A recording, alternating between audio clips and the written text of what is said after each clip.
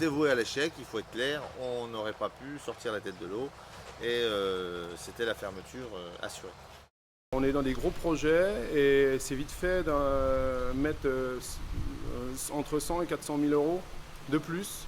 Plus de 3 ans après sa mise en service, le méthaniseur de 600 kW de G3 Environnement n'a toujours pas trouvé son équilibre. Mais tout n'est pas perdu.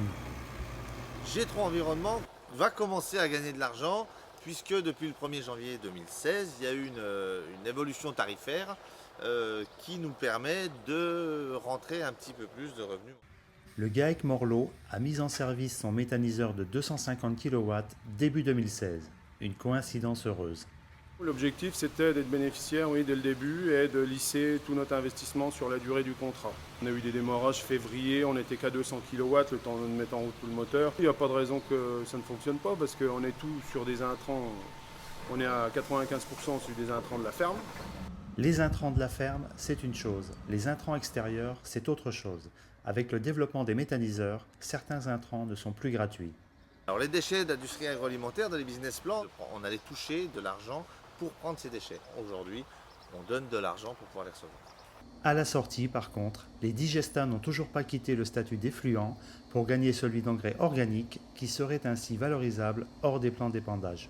La préoccupation des agriculteurs méthaniseurs de France, c'est de pouvoir avoir une valorisation de nos digestats, pouvoir exporter nos digestats beaucoup plus simplement qu'aujourd'hui. On est soumis complètement à un plan d'épandage, alors que la majeure partie de nos digestats sont avec du fumier, du lisier et des matières végétales. On aimerait faire sauter ce paramètre-là.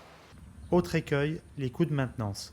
Le petit couac, c'est un petit peu le moteur. C'est un moteur qui est assez pointu et on a un haut rendement, on est à 45,5 de rendement